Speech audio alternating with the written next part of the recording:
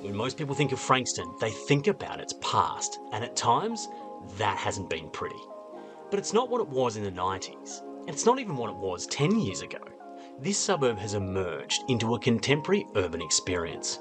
Who would have thought that Franger is home to one of Australia's most culturally significant art centres? Head of Programming at the Frankston Arts Centre, Heidi Irvine, believes there's a clear reason why this facility is world class. It's so diverse. I think that we have an amazing theatre that we're sitting in right now, and you can see from the scope and the size of it, it's a pretty magnificent venue. We have 800 seats in our theatre. We are one of the largest theatres in southeast Victoria, so we have the ability to kind of bring in really small acts to really large shows. Today, the Paper Escaper was quite a small work, but the stage is so adaptable and it can be transformed in so many ways. The fact that the venue isn't just about the performing arts, we're also a really important venue in terms of functions and exhibitions, as well as our gallery spaces and also what we do for the community. You mentioned there that the Arts Centre is one of the biggest spaces in Melbourne in terms of art centres. Yes. Do you think Melburnians know that? I think people who have been here know that. I think sometimes it's about finding Frankston and finding our place. It's not that far out of the city, and I think that once people discover the Frankston Arts Centre, they very quickly become a fan. We've just been celebrating this year our 30th birthday as a venue, Happy which birthday. is, yeah, thank you. Don't look a day over 30. So it's really wonderful to be able to have really loyal and dedicated members, and a lot of our community come here as young people and do a show on our stage. You know, we meet them and they bring their kids here to a show like today. What goes on in terms of your role to feature that show?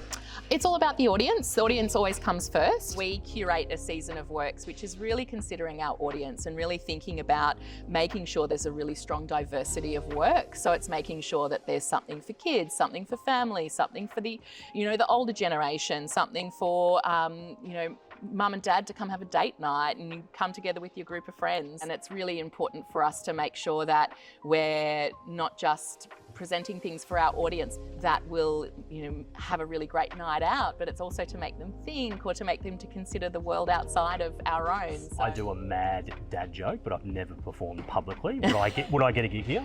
Oh, listen, we could try. We can do an audition after.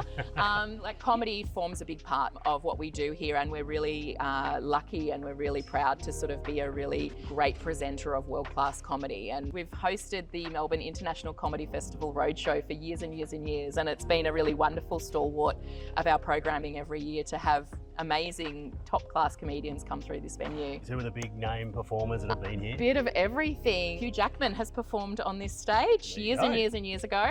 We'd love to have him back. Really available, Hugh Jackman, Hugh, if you're watching, recently Jimmy Barnes came and sold out, I think within about 7 minutes. Vicar and Linda Bull, we have Circa, who are an amazing international circus company, Sydney Dance Company come to us every second year. It's a lot of names and a lot of really wonderful Australian artists. We're in the 800 seat theatre at the moment. This is only one thing that we can do here. What else can we do at the Arts Centre? Absolutely. So if you're going to try out the dad jokes, maybe we warm up with like a smaller audience. I'd sell this out in seconds.